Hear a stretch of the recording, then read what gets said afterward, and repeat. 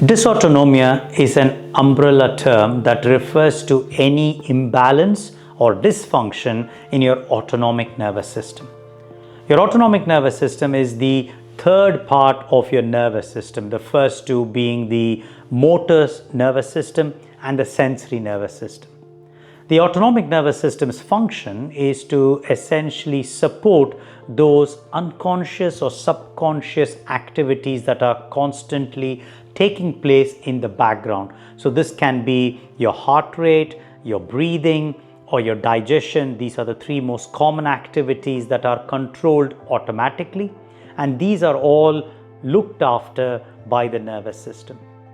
Now, for a long time, we've realized that certain viral infections, maybe certain other bacterial or other parasitic infections, can affect the functioning of this autonomic nervous system, leading people to have a variety of symptoms.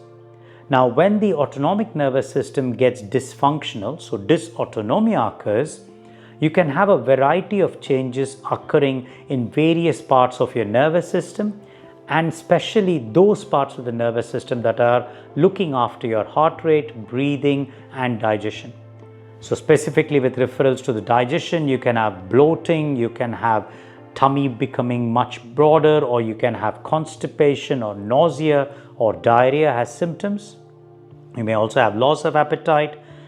If you're affecting your breathing system, you can have a shortness of breath, you can have a cough or swallowing issues.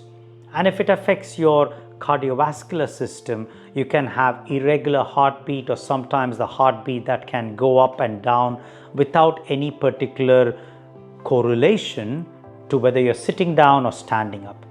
These kind of changes can be disturbing, to say the least, and they can happen at any time. And when they happen after a viral infection, they can often aggravate the fatigue that is already happening. Indeed, we are actually thinking that when you have this kind of autonomic imbalance occurring within the nerves in and around your brain, it can also contribute directly to fatigue.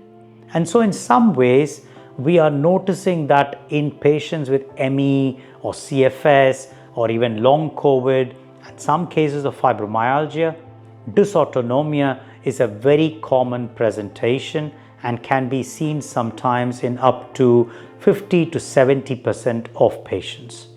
It is something to be aware of, and it may not be directly related to CFS or ME, but it is something very commonly associated, and so we must do more tests to recognize it, to manage it, to make people, other professionals, the patient and their loved ones aware of the existence of dysautonomia and how to manage it.